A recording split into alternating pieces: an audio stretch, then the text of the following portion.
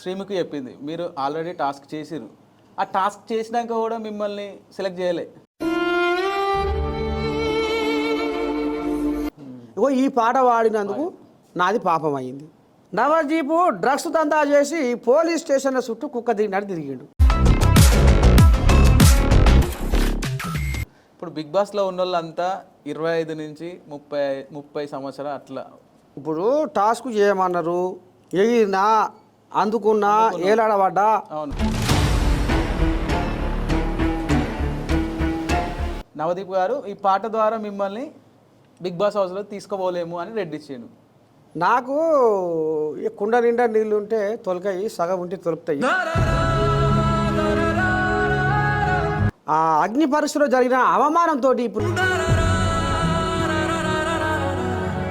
ఇంతకుముందు ఒక గద్దర్, ఒక తీర్మార్ మల్లన్న, వాళ్ళని చూసి మీరు వేసుకురా లేకుంటే మీ గెటప్ ఎప్పటి నుంచి? తీర్మార్ మల్లన్న అనేట ఆయన ఒక మాటగాడే.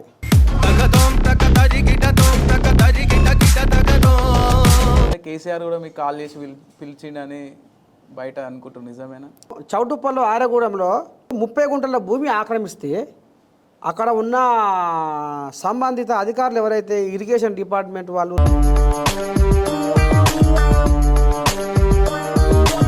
నవదీపు ఒక మాట అన్నాడు, ఎగేసుకుంటూ వస్తారమ్మా ఊరి నుంచి వెళ్ళి ఇక్కడికి అని అన్నాడు. గతంలో గంగావని తీసుకున్నారు కదా, ఆమె కూడా ఒక సామాన్యురాలే కదా. బిగ్ బాస్ కావాల్సింది ఏంది? అన్ని విధాలుగా అన్ని రకాలుగా ఉన్న వాళ్ళని సెలెక్ట్ చేయాలి. అంటే అందులో ఏమైనా రాజకీయం జరిగిందంటారా? నవదీప్ గారు వచ్చేసి మీకు ఈ స్టేజ్ కరెక్ట్ కాదు అంటే తెలుగును అవమానపరిచినట్టేగా. బట్ బిందు మాదిరి వచ్చేసి మిమ్మల్ని మీరు ఈ హౌస్కు ఒదుగరేమో తాత అన్నారు. డ్రగ్స్ దందా చేసి పోలీస్ స్టేషన్ల చుట్టూ తిరిగిన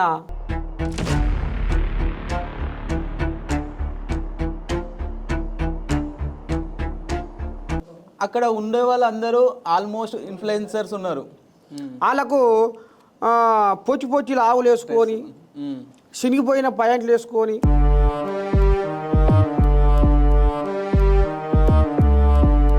అగ్ని పరీక్ష పోలేకపోయారు. అక్కడ వరకు వెళ్ళి రిటర్న్ అయ్యారు. అగ్ని పరీక్ష దాకా పోయినా కానీ లోపలికి పోతున్నందుకు నాకు ముళ్ళ కంచి చేసారు.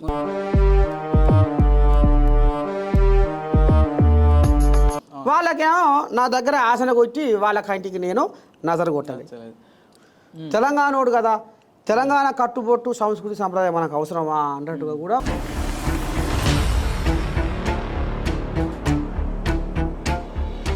నాకు తెలిసి 3 నిమిషాలు అనుకుంటా మీరు పర్ఫార్మెన్స్ చేసింది.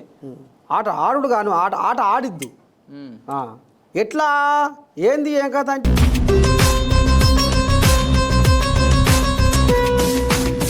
పేరుకైతే సామాన్యుల ఎంట్రీ అని, బిగ్ బాస్ ఎంట్రీ అని ట్యాగ్ చేసిరు. అంటే ఒక సామాన్యుని తీసుకుంటే టీఆర్పీ తగ్గిపోతుంది, ఫాలోవర్స్ ఉంటే టీఆర్పీ ఎక్కువ వస్తుందని వాళ్ళనే తీసుకుంటారు అంటారు.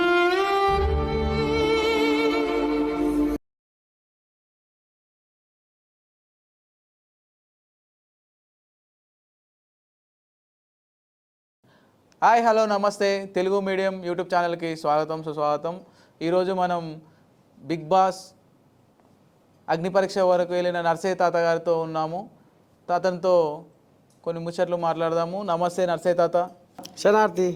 మీరు అగ్ని పరీక్ష వరకు వెళ్ళి వచ్చారు, బిగ్ బాస్ టాస్క్లు కూడా చేసారు. బట్ బిందు మాదిరి వచ్చేసి మిమ్మల్ని మీరు ఈ హౌస్కు ఒదుగరేమో తాత అన్నారు. ఫస్టే మీకు రెడ్ ఇచ్చారు. దానికి మీ నుంచి ఏమనుకుంటారు అసలుకి?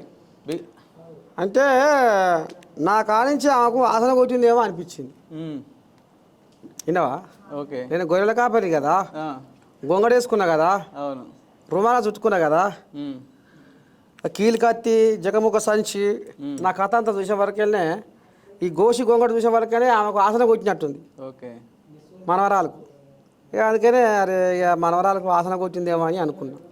ఒక నర్సయ్య తాతగా బిగ్ బాస్ షోకు అగ్ని పరీక్ష వరకు వెళ్ళిరు, కామన్ మ్యాన్గా వెళ్ళిరు. అక్కడ ఉండే వాళ్ళందరూ ఆల్మోస్ట్ ఇన్ఫ్లుయెన్సర్స్ ఉన్నారు. మీరు నార్మల్ కామన్ మ్యాన్గా ఒక గొర్రెల కాపరిగా వెళ్ళిరు.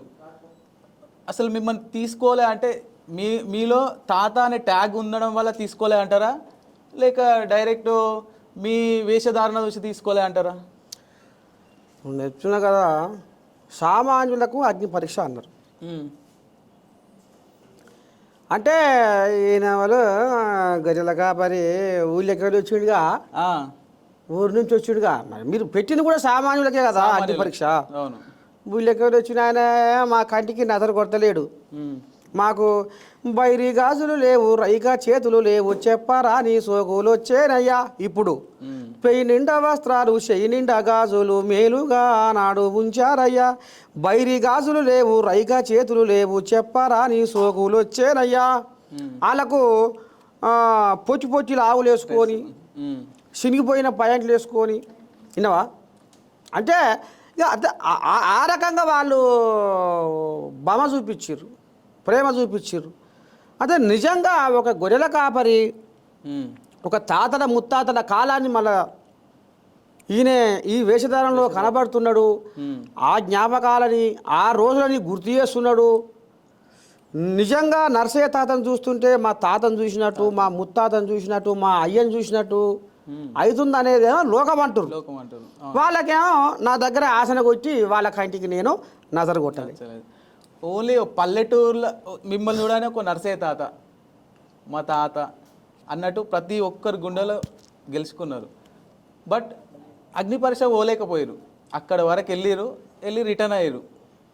అగ్ని పరీక్ష దాకా పోయినా కానీ లోపలికి పోతున్నందుకు నాకు ముళ్ళ కంచి వేసారు. మోడ్రన్ ఉంటే తీసుకును, ఈ గెటప్ పోవడం వల్ల తీసుకోలే అంటారా మీ అభిప్రాయం? అదే నేను చెప్తున్నా కదా, సామాన్య గొర్రెల కాపరిననే వాళ్ళు ఓరసూపు చూసినట్టుగా నాకు అనిపించింది. ఓరసూపు చూసినాను. ఇట్లనే గంగవ్వ ఉండే ఇంతకుముందు మీలానే గంగవ్వ అని బిగ్ బాస్కి వెళ్ళేసి వచ్చిర్రు. మరి అప్పుడు ఆమెను తీసుకున్నారు కదా, అది మీరు అనాలి కదా. గతంలో గంగవ్వని తీసుకున్నారు కదా, ఆమె కూడా ఒక సామాన్యురాలే కదా. సామాన్య రీతిలో పల్లెటూరి వేషధారంలో ఉన్న గంగవే కదా. మరి ఇలా నర్సయ్య తాత ఒక కవిగా, ఒక గాయకునిగా, ఒక రచయితగా, ఒక యాంకర్గా, ఒక యాక్టర్గా, ఒక జర్నలిస్టుగా, మరి ఇన్ని కళలు ఉన్న నర్సయ్య తాత ఎందుకు మీకు కంటికి నదరు కొట్టలేదు అనేది ఇప్పుడు జనం చెప్పాలి, తెలుగు జనాలు చెప్పాలి. ఓకే, మీరు ఆల్రెడీ టాస్క్ ఫిజికల్గా పనికొస్తారా పనికిరాదని ఒక టాస్క్ చెప్పారు మీకు, శ్రీముఖి చెప్పింది, మీరు ఆల్రెడీ టాస్క్ చేసిర్రు. ఆ టాస్క్ చేసినాక కూడా మిమ్మల్ని సెలెక్ట్ చేయలే అంటే మీరు నచ్చలేదు అన్నట్టే కదా.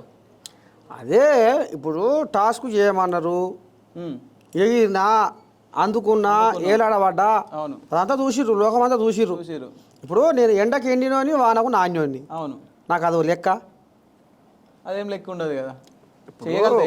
నేను కాయ కష్టం చేసినోని, చెమట ఓడిపించినోని, ఎండలా గొర్రెంట తిరిగినోని, వానకు నానుకుంటా గొర్రెలు కాసినోని, నాకు ఆన్నే అగ్ని పరీక్ష అయిపోయింది. ఇంకా నువ్వు ఆడ కొత్తగా పెట్టేదేమో నాకు అగ్ని పరీక్ష అనుకున్నా, పోయి ఎగిరి ఏలాడబడ్డా, అయిపోయింది.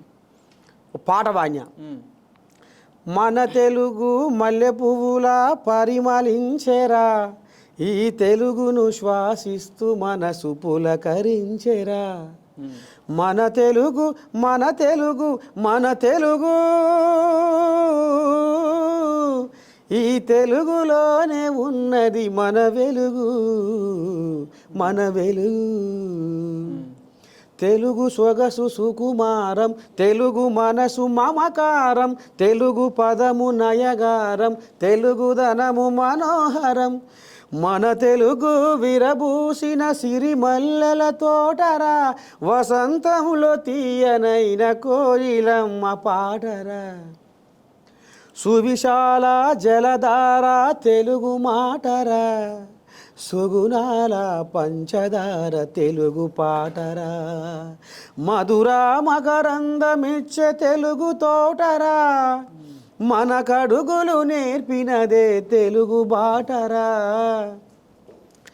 మన తెలుగు విరజిమ్మే కాంతి రేఖరా, ప్రపంచములో వెలుగుతున్న శశిరేఖరా. పరాయి భాష కిరాయి లాంటిది, తెలుగు భాష తేనె లాంటిది, అమ్మ భాష ఉమ్మ నీరు లాంటిది, మాతృభాష మంచు కొండ లాంటిది. మన తెలుగు మాటల మూట విప్పితే తీయదనమురా, ఈ తెలుగు భాష గొప్పతనము తెలుసుకోరా. అమ్మ ప్రేమ లాంటి కమ్మనైనది తెలుగు భాష, పుడమిలోన పుట్టి పీల్చే శ్వాస తెలుగు భాష. పుష్పమల్లే పరిమళించును తెలుగు రాగము, పాడుతుంటే మది పరవశించును తెలుగు గానము. ఇంగ్లీషు చదివి తెలుగు మరచిపోకురా, తెలుగు తల్లి కీర్తి జగతికి చాటి చెప్పురా. ఇగో ఈ పాట వాడినందుకు నాది పాపం అయింది. మరి ఈ పాట మీకు నచ్చలేదు, నువ్వు వాడిన తెలుగు పాట మాకు నచ్చలేదు అని నన్ను రిజెక్ట్ చేయాలి, అవును, రెడ్ మార్క్ ఇవ్వాలి. అవును, అదొకటి. నువ్వు మేము ఎగిరిపిచ్చి అందుకోబెట్టి ఏలాడ తీస్తే అంటే మేము చెప్పిన పని నువ్వు చేయలేదు కాబట్టి రిజెక్ట్. ఎగిరి అందుకొని ఏలాడమంటే నువ్వు ఏలాడలేదు కాబట్టి రిజెక్ట్ అయినవన్న ఓ శృంగారం. అవును, ఓ రైతు పాట వాణ్యం. అవును. ఇప్పుడు ఒక పాట సమాజంలో మార్పు తీసుకొస్తుంది, జనాలలో చైతన్యం తీసుకొస్తుంది అనగా మనం మాట్లాడుకున్నాం. అవును, సరే ప్రాణాలను కూడా బతికించింది అనేది కూడా మాట్లాడుకున్నాం. కానీ నా పాట కూడా ఒక నిండు ప్రాణాన్ని బతికించింది. ఓకే. గుంటూరు జిల్లా వేమూరు మండలం చెంచయ్య అనే మనిషి నేను రాసిన ఒక రైతు పాటకు బతికిండు. నీ వార్త విన్న ఈ వన్యప్రాణులు మేతకు బాసేనే రైతన్న, నువ్వు లేవని పల్లె తల్లి వన్నే తప్పిసిన్న బాయే రైతన్న, నీ ఆలి బిడ్డల జీవితమంతా అంధకారమాయే రైతన్న, కంట నీరు తీసి పంట పొలము కుమిలి కుమిలి ఏడ్చే రైతన్న, చెప్పలేని బాధతోటి కుప్పగూలినావన్నా,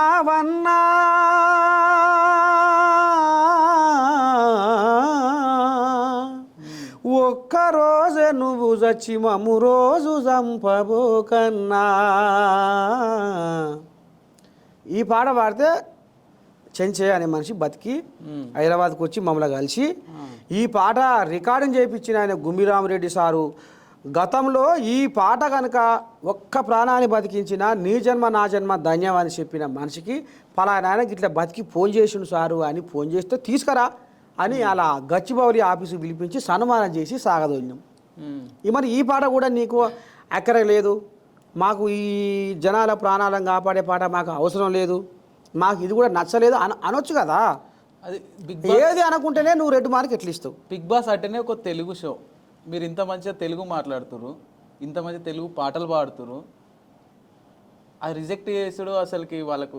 నాగార్జున గారు ఏమైనా ఇంగ్లీష్ మాట్లాడితే ఇంగ్లీష్ మాట్లాడకండి అని బిగ్ బాస్లో వాయిస్ వస్తుంది. మీరు ఇంత మంచి తెలుగు మాట్లాడుతురు, మిమ్మల్ని రిజెక్ట్ వాళ్ళకు ఏమనిపించింది అసలుకి? మీరు డైరెక్ట్గా చూసారు కదా, లైవ్లో మీరు ఆట ఆడారు. మీరు 3 నిమిషాలు, నాకు తెలిసి 3 నిమిషాలు అనుకుంటా మీరు పర్ఫార్మెన్స్ చేసింది. ఆ 3 నిమిషాల్లో మిమ్మల్ని జడ్జ్ చేసిర్రు. ఆ 3 నిమిషాలు కరెక్టేనా వాళ్ళు జడ్జ్ చేసింది? ఇప్పుడు ఏ ఊరు ఏంది ఏం కథ అంటే నా ఉమ్మడి నల్గొండ జిల్లా రావణపేట మండలం లక్ష్మాపురం కొత్తగూడెం అని చెప్పిన. నేను ఒక పాట కానీ ఆట కానీ మాట కానీ అన్నీ చేస్తాను చెప్పిన. ఒక పాట కానీ నన్ను ఎందుకు ఆపిరు? అదే, మీలో అన్ని టాలెంట్స్ ఉన్నాయి. యాక్టింగ్ చేస్తావు, యాంకరింగ్ చేస్తావు, పాటలు రాస్తావు, పాటలు పాడతావు, ఆఖరికి డాన్స్ కూడా చేస్తావు, అన్ని రకాల ఎంటర్టైన్మెంట్ చేస్తావు. బిగ్ బాస్ కావాల్సింది ఏంది? అన్ని విధాలుగా అన్ని రకాలుగా ఉన్న వాళ్ళని సెలెక్ట్ చేయాలి. అంటే వీళ్ళు నీలో అన్ని టాలెంట్స్ ఉన్నాయి, బట్ వాళ్ళు తీసుకోలే అంటే అందులో ఏమైనా రాజకీయం జరిగిందంటారా? ఇప్పుడు రాజకీయం అని ఎట్లా అంట, ఇప్పుడు సామాన్యులకు అగ్ని పరీక్ష అన్నారు కాబట్టి నాకు ఈడనే అగ్ని పరీక్ష అయింది. నేను ఇక్కడనే అగ్ని పరీక్షలో ఆరితేరిలోని రాటుదేరిలోని అదో నాకు లెక్క అని పోయినా. ఓకే, కానీ అక్కడ జరిగిన ముచ్చట ఇది. ఇప్పుడు అది రాజకీయం అనేది నేను ఎట్లా అంట, మరి జనాలు అనాలి కదా ఆ మాట. ఇప్పుడు నర్సయ్య తాతకు మీరు ఏం అవకాశం ఇచ్చిర్రు? ఒక పాట పాడిన కానీ మీరు ఎందుకు ఆయనని ఆపేసిర్రు? ఒక పాటకే ఆయనని పరిమితం ఎట్లా చేసిర్రు? ఆయనలో ఇంకా ఏం కళ ఉంది బయట పెట్టలేదు? ఎందుకు ఆయన ఛాన్స్ ఇవ్వలేదు? అదేపా ఆయనకు ఇంకొక 2-3 దినాలు ఛాన్స్ ఇచ్చినా, ఒక్కరోజైనా ఛాన్స్ ఇచ్చినా ఆయనలో ఏముంది? ఇప్పుడు అంతమంది ఉన్నారు కదా, ఆయనలో ఏముంది? ఆయనలో ఇంకా ఏం టాలెంట్ ఉంది, ఏం ప్రతిభ ఉంది? అనేది కూడా మరి బయటపడగా. బయటవాడు నిజంగా దీంట్లో ఈయన వీక్ ఉన్నాడు, దీంట్లో ఈయన బలహీనంగా ఉన్నాడు, దీంట్లో ఈయన నిగ్గలేకపోతుండు, వాళ్ళతో నెగలలేకపోతుండు, ఈయన మైండ్ గేమ్లలో వెనకబడుతుండు వరుస. బుద్ధి బలం కడ్డ బలం కావాలని చెప్పారు. 2 బలాలు మీకున్నాయి. ఇంకోటి నవదీప్ గారు వచ్చేసి మీకు ఈ స్టేజ్ కరెక్ట్ కాదు, ఈ స్టేజ్ కాదు మీకు అన్నారు. మరి మీరు బిగ్ బాస్ మీరు ఎంచుకున్నారా? ఆ స్టేజ్ కాదు అని నవదీప్ గారు అన్నారు. మీరు దానికి ఏమంటారు? ఎందుకు కాదు స్టేజ్ అంటే తెలుగు భాష పాటను వాడినందుకు స్టేజ్ కాదా? అంటే తెలుగును అవమానపరిచినట్టేగా, అంతే కదా. ఇప్పుడు నీది తెలుగు షోనే అది, ఓకే, అంతే కదా. ఇప్పుడు రైతు పాటను బతికించినందుకు, అంటే రైతు పాటతోటి ఒక రైతుని బతికించినందుకు అది స్టేజ్ కరెక్ట్ కాదా? అంటే ఒక ప్రాణాన్ని బతికించే పాట అవసరం లేదు. అంటే ఒక ఉమ్మనీరు లాంటి ఆ అమ్మ భాష, ఆ మాతృభాష అయిన తెలుగు భాష కూడా మీకు అసలు అంటే తెలుగు భాష మీద కూడా మీకు ప్రేమ మమకారం లేదు, అంతేగా. అదే కదా మీ అర్థం, అంతే కదా అర్థం. అంతే కదా. ఇప్పుడు ఈ స్టేజ్ మీకు కరెక్ట్ కాదంటే దాని అర్థం ఏంది? సరే, ఇంకోటి ఇంకా ఏముంది నీలో అని అడగొచ్చుగా. అడగలే, ఈ పాట ద్వారా మిమ్మల్ని బిగ్ బాస్ హౌస్లోకి తీసుకోపోలేము అని చెప్పి రెడ్డిచ్చారు, అంతే కదా నవదీప్ గారు. ఈ పాట ద్వారా మిమ్మల్ని బిగ్ బాస్ హౌస్లోకి తీసుకోపోలేము అని రెడ్డిచ్చాడు. అట్లా చెప్పంగానే మీకు ఏమనిపించింది? నాకు కుండ నిండా నీళ్ళు ఉంటే తొలకాయి, సగం ఉంటే తొలుపుతాయి. అసలు వీళ్ళు అవగాహన లేనోళ్ళు. నర్సయ్య తాత అనేటోడు ఏ స్థాయికి వెళ్ళి 7 దాకా వచ్చిండు. ఈయన చేసే పని ఏంది, ఈయనలో దమ్మేంది, ఈయనలో సత్తా ఏంది, ఇంకా ఈయనలో ఏముంది, ఒక పాట కాక ఇంకా ఈయనలో ఏముంది అనేది వాళ్ళు గ్రహించలేకపోయారు. ఇక దానికి ఏదో నేను బలి మీదకి భంగపడి వాళ్ళ కాలు ముక్కి ఏరుముక్కి దండం పెట్టి ఏడ్చి తుడిచి ఏదో నేను చూపించుకోవాల్సిన అవసరం లేదనిపించింది. ఎందుకంటే భగవంతుడు అనేవాడు నారు పోసినోడు నీరు తప్పకుండా పోస్తాడు అనేది ఉంటుంది. ఆ భగవంతుడు నాకు ఈ వరం ఇచ్చిండు, నా పాటలో ఒక శక్తిని ఇచ్చిండు, నా పాటలో ఒక జీవం ఇచ్చిండు. అంటే నర్సయ్య తాత పాట వింటే ఖచ్చితంగా ఒక మార్పు మొదలైద్ది, ఒక చైతన్యం మొదలైద్ది, ఒక మనోధైర్యం మొదలైద్ది, మానసిక ఒత్తిడి నుంచి బయటపడే విధానాన్ని తీసుకొస్తుంది నా పాట. అది ఇచ్చిండు, ఆ దేవుడు నాకు ఇచ్చిండు, ఆ అమ్మవారు ఇచ్చింది. ఇది ఏదో ఒక రోజు ముందుకు పోతుంది అనుకున్నా. వాళ్ళకు సలాం పెట్టేసిన వచ్చేసిన, శనార్థి అన్న వచ్చేసిన. ఇయ్యాల నా ఎంట నర్సయ్య తాతకు అన్యాయం జరిగింది అనేది ఇప్పుడు లోకమంతా కోడైకి వస్తుంది. ఇవాళ ఇప్పటికి నేను 35 ఛానళ్ళకు ఇంటర్వ్యూలు ఇచ్చిన. నేను ఛానల్లో పని చేసుకుంటా, నా డ్యూటీ నేను చేసుకుంటా. మీలాంటి డిజిటల్ మీడియా వాళ్లకు ఇప్పటికీ 35 ఛానళ్ళకు ఇంటర్వ్యూలు ఇచ్చిన. ఎందుకు వస్తుర్రు అంటే నర్సయ్య తాతలో దమ్ముంది, నర్సయ్య తాత ప్రతిభ గల్లోడు, నర్సయ్య తాత చిన్న స్థాయి నుంచి ఇలా ఇందాకొచ్చిండు, ఎందుకు వీళ్ళు రెడ్ మార్క్ ఇచ్చిర్రు కారణం లేకుండా అనేది మీరందరూ మీలాంటి వాళ్ళ అండదండ నాకుంది. ఇవాళ బిగ్ బాస్ షోకు పోతే కూడా రాని పేరు ఇప్పుడు అక్కడ అగ్ని పరీక్షలో జరిగిన అవమానంతో ఇప్పుడు నాకు ఇంకెక్కువ పేరు వచ్చిందని నేను అనుకుంటున్నా. వాస్తవం ఈ మాట. ఇలా చాలామంది మిత్రులు, చాలామంది అభిమానులు, చాలామంది పెద్ద పెద్ద లీడర్లు, చాలామంది మేధావులు, విద్యావేత్తలు, బయట దేశాలలో ఉన్న తెలుగు పాట అభిమానులు ఫోన్ చేసి తాత మీ పాట అద్భుతం వినవా. నిజంగా అగ్ని పరీక్షలో బిగ్ బాస్ హౌస్లోకి తీసుకోకపోవడం వాళ్ళ దౌర్భాగ్యం. ఇప్పుడు సామాన్యులకు అగ్ని పరీక్ష అని నిట్ట నిలువున ఒక సామాన్యునికి ఆడ అవమానం చేసిర్రు. మీ వెనకాల మేమున్నాం, నువ్వు బాధపడకు. ఇప్పుడు జనం ఇప్పుడు నాకు అండదండగా ఉన్నారు, మీలాంటి మీడియా వాళ్ళు కూడా నాకు అండదండగా ఉన్నారు. ఇంకోటి ఇలాంటి వేషధారణ చేసిరు కదా, ఇంతకుముందు ఒక గద్దర్, ఒక తీర్మార్ మల్లన్న, తర్వాత నెక్స్ట్ ఒక నర్సయ్య తాత. వాళ్ళని చూసి మీరు వేసుకురా లేకుంటే మీ గెటప్ ఎప్పటి నుంచి ఇట్లా వేసుకుంటున్నారు? ఇప్పుడు తీన్మార్ మల్లన్న అనేట ఆయన ఒక మాటగాడే. ఉమ్, పాట అంటే అంత అంటే మాట అని మాట్లాడుతుండొచ్చు కానీ ఉమ్, పాట ఒక సృజనాత్మకంగా ఆలోచింపజేసే విధంగా అంత లేదా అనేది అంటే బయటకు కూడా రాలే. ఉమ్, గద్దరు మహానుభావుడు, ఉమ్, గద్దరు అశువుగా పాట పాడతాడు, ఉమ్, చూసుకుంటా పాట పాడతాడు. అదే. విన్నావా? ఉమ్, ఒక దృశ్యాన్ని చూస్తే ఆయన లోపలికి వెళ్ళి పాట అలుగు పొంగినట్టు వంగి బయటకు వస్తుంది. ఉమ్, మరి అందుకనే ఆయనని ఎంతోమంది అభిమానించారు, అవును. కోట్లాది మంది ఆయనకు జనం తయారయ్యారు. ఇప్పుడు గద్దరు ఆయన ఒక కళాకారుడు, అవును. తీన్మార్ మల్లయ్య అనేట ఆయన ఒక మాటగాడు. ఆ, కానీ నరసయ్య తాత నిజంగా గొర్రెల కాసిండు. ఉమ్, నరసయ్య తాత 10 చదువుకొని ఆ 10వ తరగతిలో పెళ్లి చేసుకొని ఇదే దుడ్డు కట్టే చేత బట్టి గొర్రెల కాసినోడు. వినవా? అంటే ఇది గొర్రెల కాపరి, ఉమ్, నిజమైన గొర్రెల కాపరి. నరసయ్య తాత నిజమైన గొర్రెల కాపరి, తను చేసింది కూడా గొర్రెల కాపరి, నేను వేసుకున్న గెటప్ కూడా గొర్రెల కాపరి. ఉమ్. ఒక నర్సయ్య తాతకి, ఒక గొర్రెల కాపరికి ఇంత రైటింగ్ ఏం చెల్లి వచ్చింది? ఇంత రైటింగ్ సాహిత్యం మీద పట్టు ఎలా వచ్చింది అసలు? ఇప్పుడు నేను గొర్రెలు కాస్తప్పుడు పాటలు రాస్తున్నా నాకు ఒక అవకాశం ఇరి ఒక పాట పాడతా అంటే ఉమ్, గొర్రెల కాపరికి పాటలు రావడం ఏంది, పాటలు వాడుడేంది, రాసుడేంది, ఉమ్, మీ లెక్కనే చాలా మందికి అనుమానం వచ్చింది. ఉమ్, అప్పుడు ఇప్పుడు అందరూ షెడ్యూలే ఉంటారు కదా, అవును. దారి చూపిస్తున్న కూడా కొంతమంది ఉంటారు కదా. నువ్వు గ్రంథాలయంలో పుస్తకాలు తెచ్చుకొని చదువు బిడ్డ, ఉమ్, ఎందుకంటే నీ చదువు 10, ఉమ్, ఈ 10వ తరగతి చదువుకున్నావు కాబట్టి నీకు సాహిత్యం మీద అంత పట్టు ఉండదు, అంత అవగాహన ఉండదు. నువ్వు పుస్తకాలు చదివితే నీకు సాహిత్యం మీద పట్టు పెరుగుతుంది, భాష మీద నీకు గ్రిప్పు పెరుగుతుంది అన్నారు. ఉమ్, అప్పుడు రావణపేట గ్రంథాలయంలోకి పోయి పుస్తకాలు తెచ్చుకొని చదివిన, వారానికి ఒక పుస్తకం చదివిన. ఉమ్, అట్లా నాకు సాహిత్యం మీద పట్టు పెరిగింది. విన్నావా?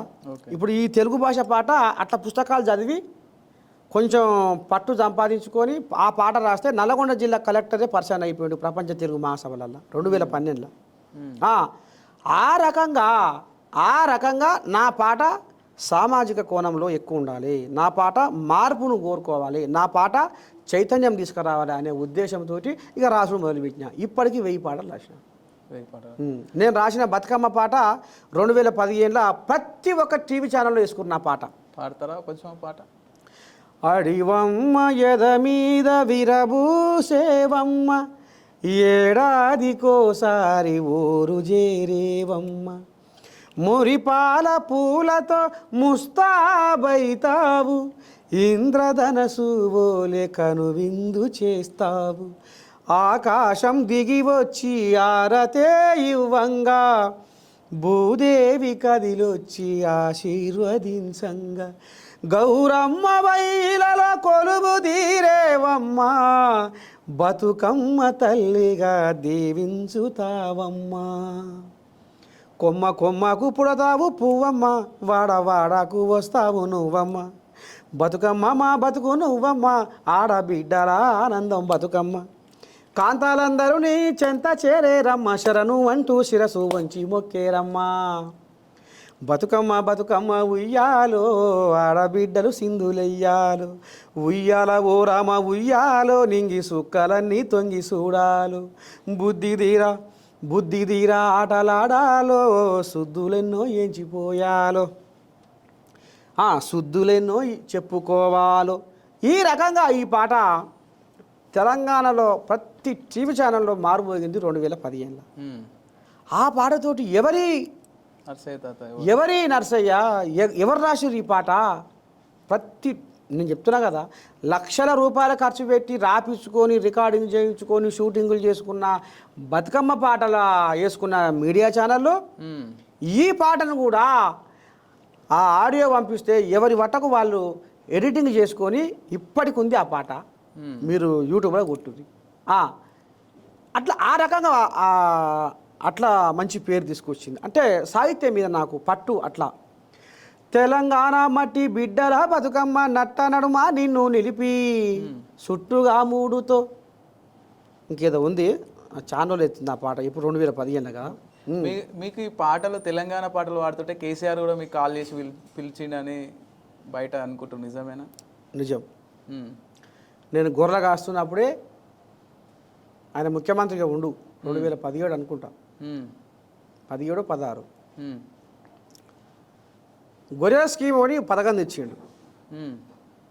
అప్పుడు దాని మీద ఎందుకో పాట రాయాలనిపించింది. నేను గొర్రెల కాపనే కదా, అరే ఇది తీసుకొచ్చినాడు సరే అని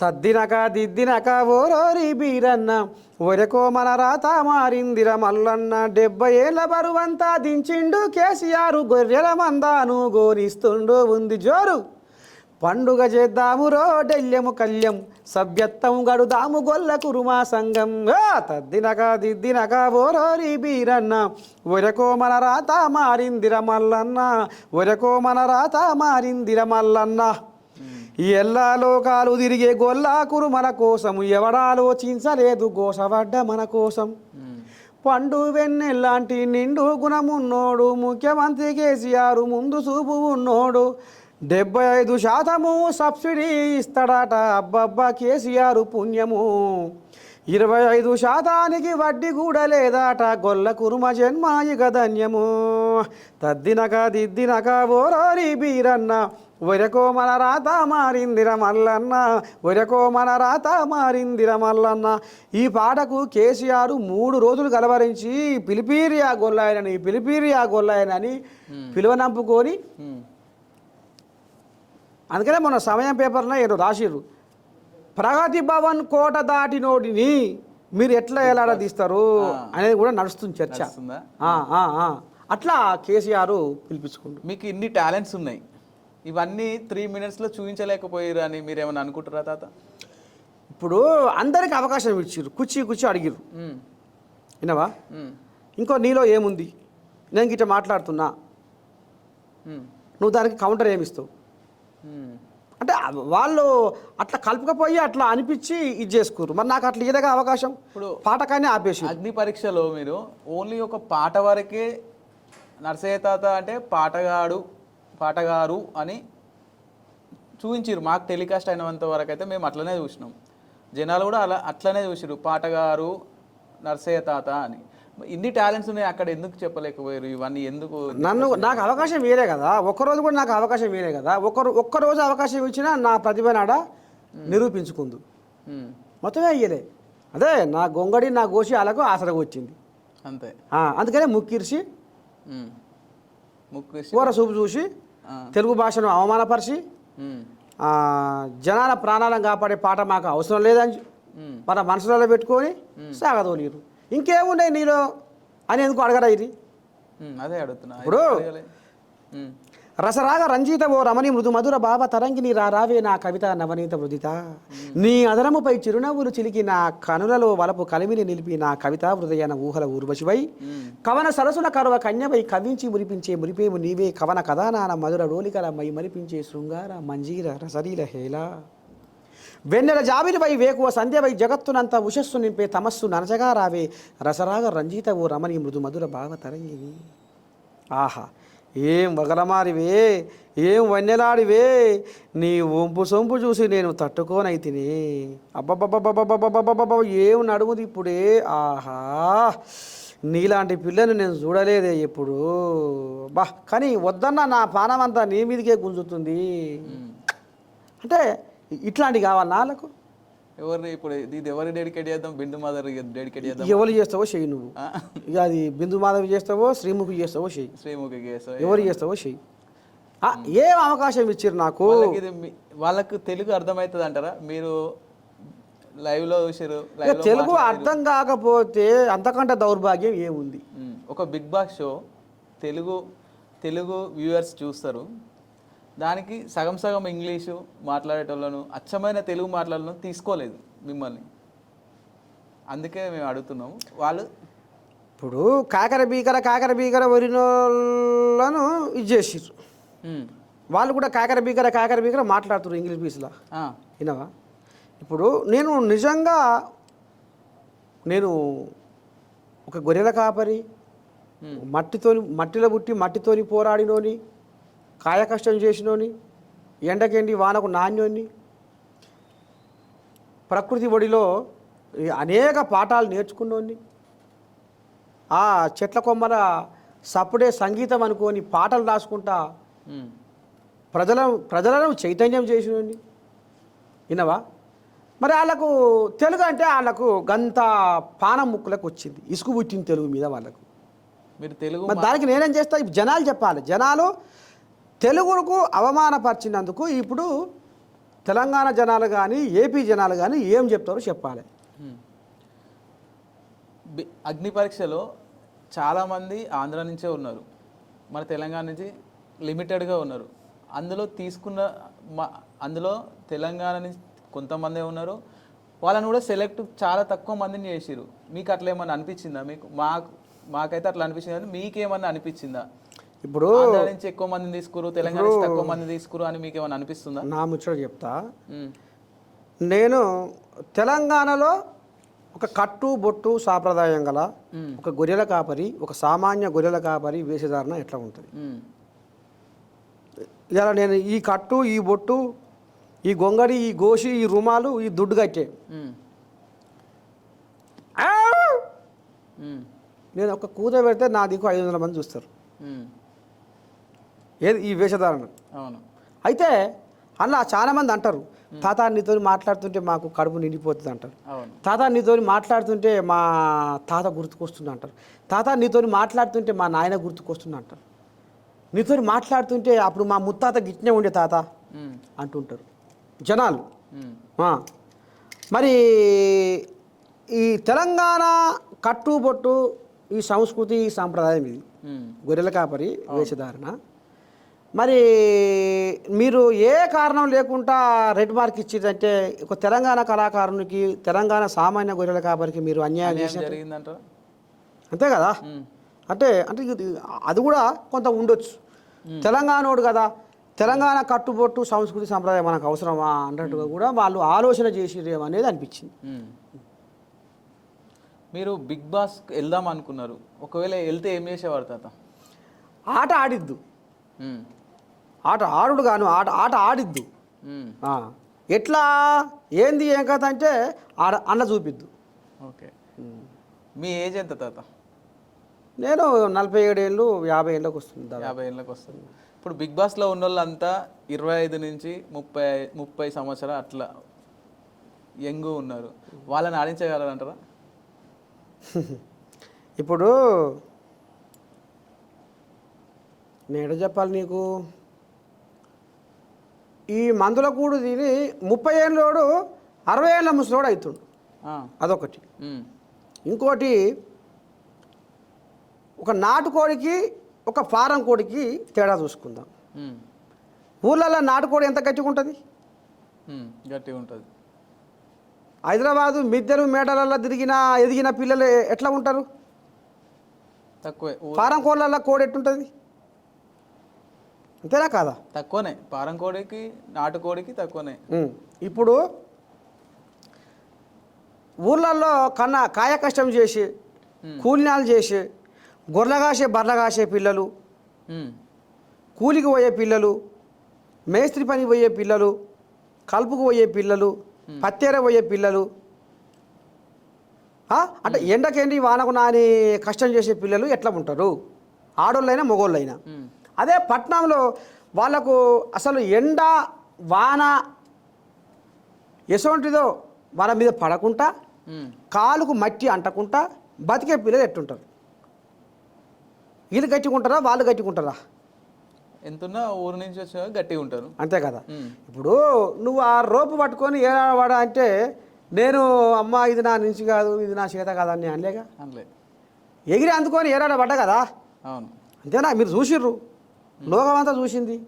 మరి నేను నా బలాన్ని నువ్వు ఎట్లా ఇది చేసినట్టు, నాకు నువ్వు న్యాయం ఎట్లా చేసినట్టు? అన్యాయం జరిగిందంటారు మీరు 100% అది ఆడ కూర్చున్న జడ్జీలకు అవగాహన లేదు. వాళ్ళు కష్టాలు, కన్నీళ్ళు, బాధలు ఎంత ఎల్లబోసినోళ్ళు గారు. వాళ్ళకు లోకజ్ఞానం లేదనిపించింది. వాళ్ళ గురించి మీరు ఒక్క మాటలో చెప్పాలంటే ఒక్కొక్కరు పేరు చెప్తుంటే వాళ్ళ గురించి మీరు ఒక 2 మాటలు చెప్పండి. మీకు వాళ్ళని చూస్తే మీకు ఏమనిపిస్తుంది ఆ జడ్జిలను?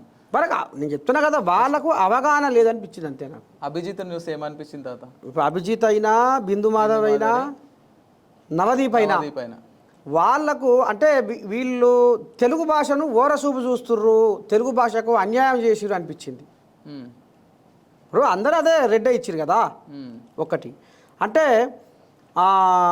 అంటే జనాల మేలు కోరే, జనాలకు మేలు జరిగేటటువంటి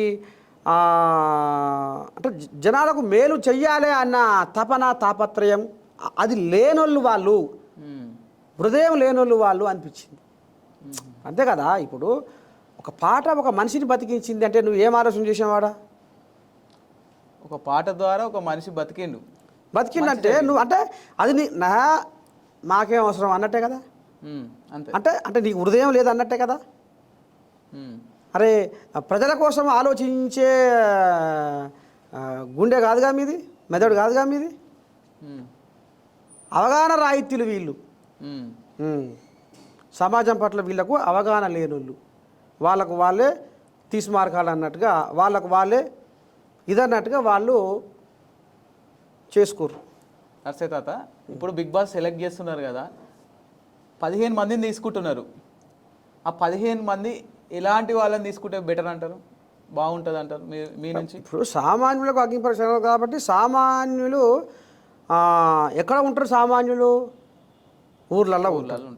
ఒకవేళ ఊర్లలోకి వెళ్ళి వచ్చి పట్టణంలో కూడా ఉన్నోళ్ళు కూడా సామాన్యులు ఉన్నారు. విన్నావా?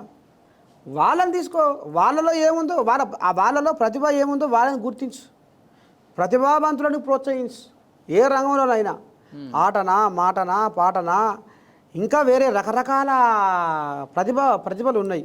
అట్లాంటి వాళ్ళని గుర్తించుర్రి, అట్లాంటి వాళ్ళకు న్యాయం చేయర్రి. కానీ ఇప్పుడు అగ్ని పరీక్షలో తీసుకున్న ఇన్ఫ్లుయెన్సర్లను తీసుకుంటున్నారు, మీకు అక్కడ కనిపిస్తున్నది కదా. ఆల్రెడీ ఫాలోవర్స్ చాలామంది ఉన్నవాళ్ళు, జనాలలో పేరున్న వాళ్ళనే అక్కడికి నార్మల్ వ్యక్తిగా ముసుగేసుకొని వచ్చిర్రు. మీకు ఆల్రెడీ బయట వాళ్ళకి చాలా పేరుంది, అక్కడ మీకు నార్మల్ వ్యక్తి ఎవరన్నా ఉన్నట్టు అనిపించిందా మీకు? అనిపించలే. ప్రతి ఒక్కరికి వాళ్ళకు దాదాపు ఇన్స్టాగ్రామ్లోనే లక్షల మంది ఫాలోవర్స్ ఉన్నారు. బయట వాళ్ళకు పేరున్న మనుషులే వాళ్ళు. అంటే సామాన్యులు అక్కడ నాకు కనపడలే, సామాన్యులు నాకు అక్కడ కనపడలే. పేరుకైతే ఒక కేతమ్మ తప్ప, కేతమ్మ పేరుకైతే సామాన్యుల ఎంట్రీ అని, బిగ్ బాస్ ఎంట్రీ అని ట్యాగ్ చేసిరు. కానీ అక్కడ పోయేసరికి ప్రతి ఒక్కరికి ఫాలోవర్స్ ఉన్నారు, ఇన్ఫ్లుయెన్సర్స్. అది మరి మీకు ఫేరా మీకు ఎట్లా అనిపిస్తుంది?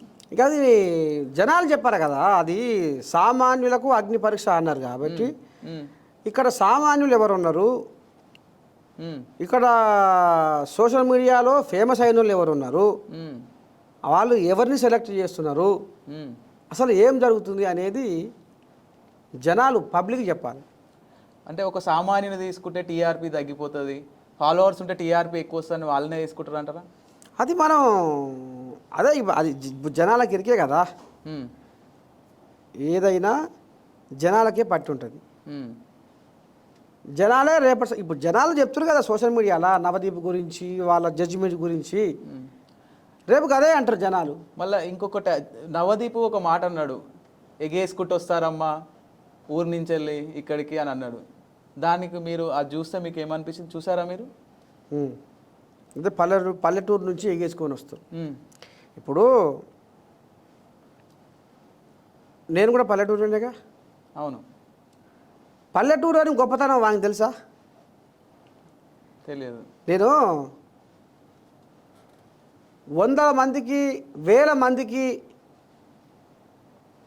1000 మందికి ప్రజాసేవలో ఎన్నో సమస్యలకు పరిష్కారం చూపిన నేను. అంతేందుకు ఈ మధ్యకాలంలో ఇక్కడ బంజారా హిల్స్లో పెద్దమ్మ గుడిని కూలగొడితే ఆ గుడిలో ఉన్న విగ్రహాన్ని కూడా ఎత్తుకపోతే నేను ముందు పడి అక్కడ 100 మందికి పోలీసు వాళ్ళు ఉన్నా మళ్ళీ వాళ్ళు బోనాలు తీసుకొస్తే ముందు పడి బోనాలు పెట్టించిన. అవును.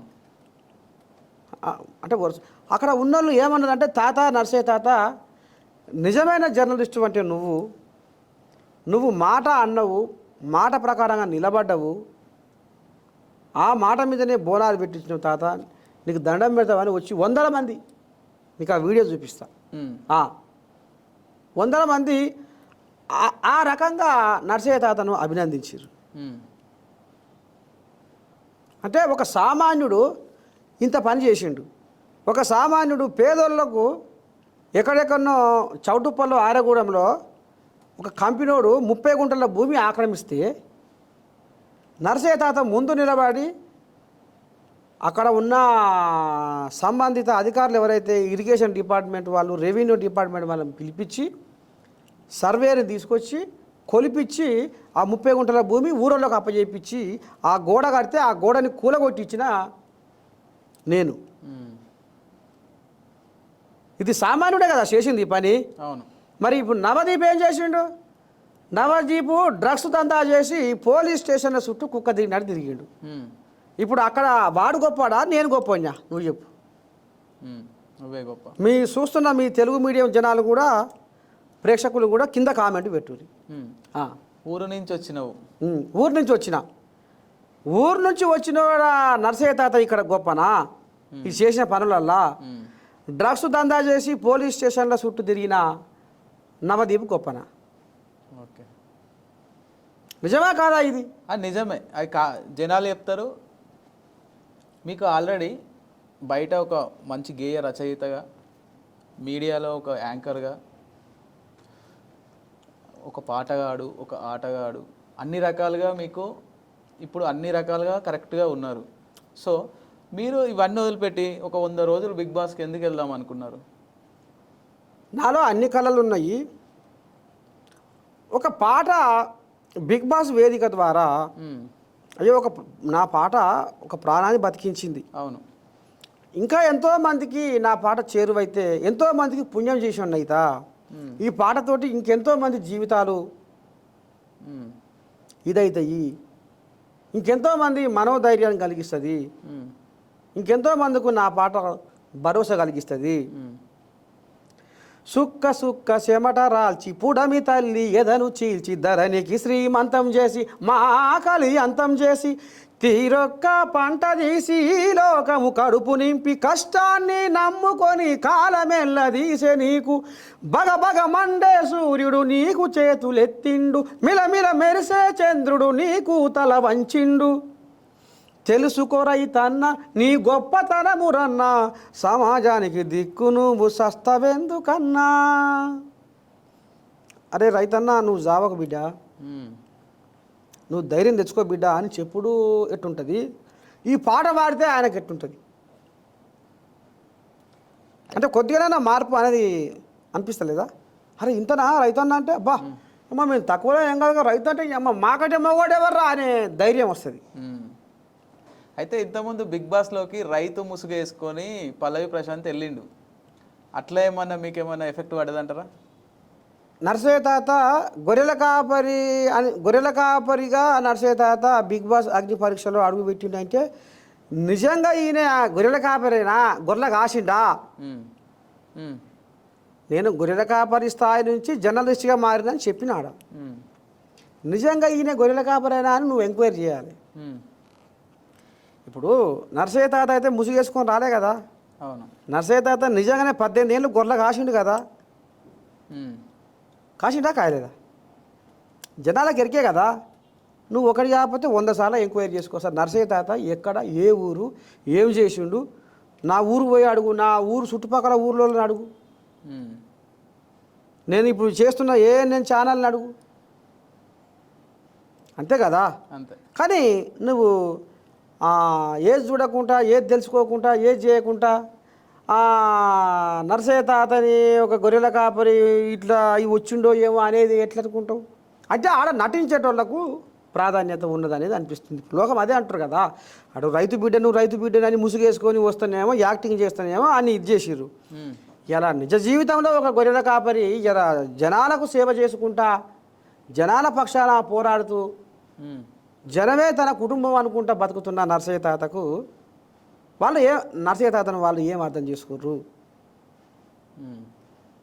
ఏదో నెత్తి మీద తువాలు వేసుకొని నేను రైతు బిడ్డను నేను రైతు బిడ్డను నేను రైతు బిడ్డను ఆయన ఆ రకంగా ఆయన యాక్టింగ్ చేసి ఆయన చేసిన కథలు ఏంది ఆయన ఇప్పుడు బయటకు వచ్చినాక ఆయన గతంలో ఏమన్నాడు ఇప్పుడు ఏం చేస్తున్నాడో అంతేరికి ఏం చేస్తాను అంతే.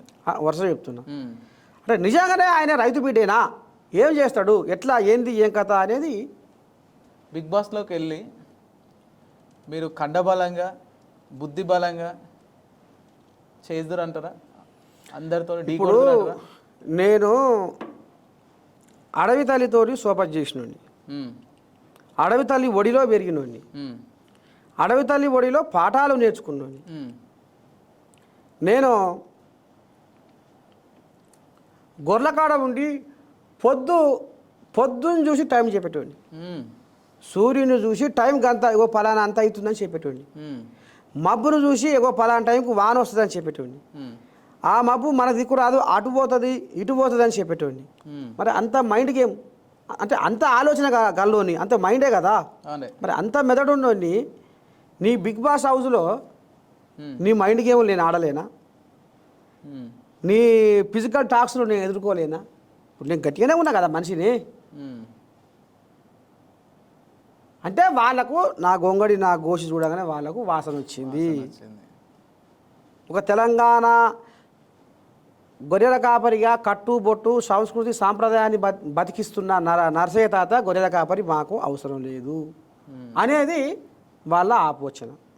ఇప్పుడు బిగ్ బాస్లోకి సెలెక్ట్ చేస్తారుగా మామ 1 మినిట్ బిగ్ బాస్లోకి సెలెక్ట్ చేస్తారుగా తాత వాళ్ళ లోపల అసలుకి ఏం టాలెంట్ ఉంది ఏం చూసి సెలెక్ట్ చేస్తారు ఆల్రెడీ ఒక 15 మందిని సెలెక్ట్ చేసారు మీ 50 మందిలోకి వెళ్ళే 15 మందిని సెలెక్ట్ చేసారు ఏం చూసి చేసిరు అంటారు మీరు దగ్గరికి వెళ్ళి చూసారు కదా మీ పక్కనే ఉన్నారు కదా చిత్రలేఖకుని కంచెలో కులుకులొలికిన కలికిల చేసిరు శిల్ప భావన ఉలిబొల నాట్యాల సిగ్గులొలికిన ముగ్ధ మోహినిల చేసిరు మధురిమ భావాల మైమర్చి పాడిన ప్రణయరాశి ప్రభాత గీతి అంటే ఇక నోట అనకూడదు కానీ ఇక రకంగా వాళ్ళకు గట్ట సంబూరం అనిపించింది గట్ట చేసుకున్నారు అసలైన ప్రతిభావంతుల చేయలేదనేది నేను అంటున్నాను.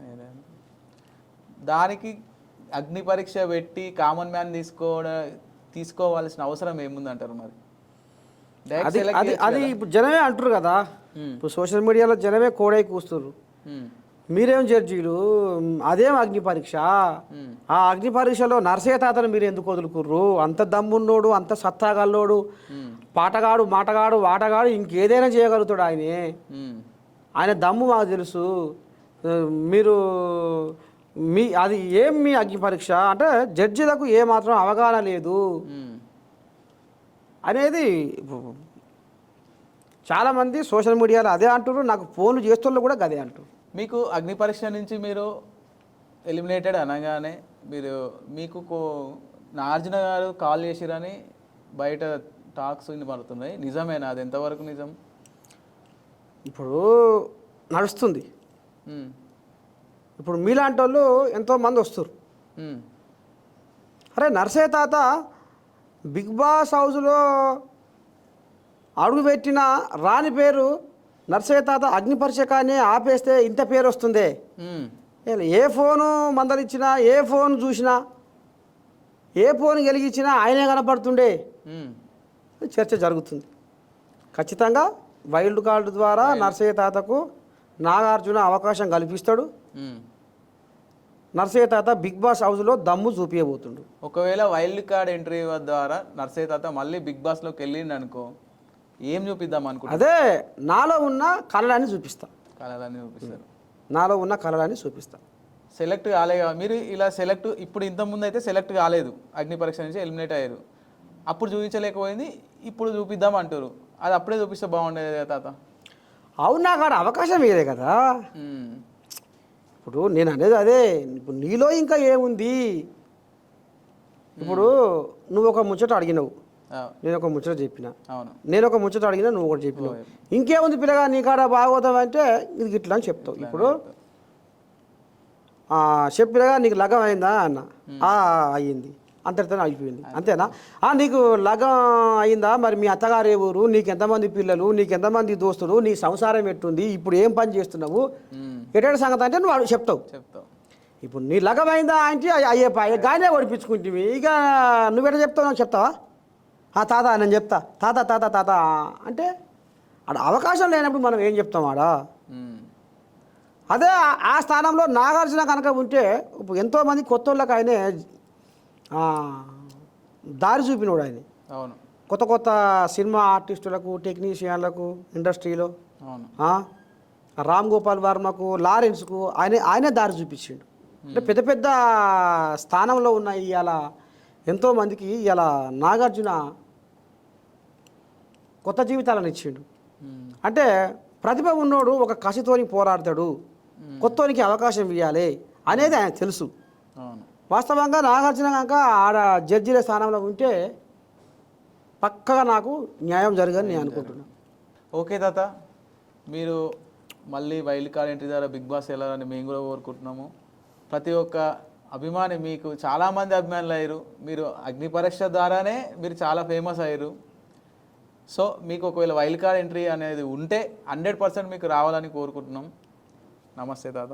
శనార్థి, మరి మీరు ఇంత దూరం వచ్చినందుకు మీకు మీ తెలుగు మీడియం యాజమాన్యానికి శతకోటి శనార్థులు. నమస్కారం.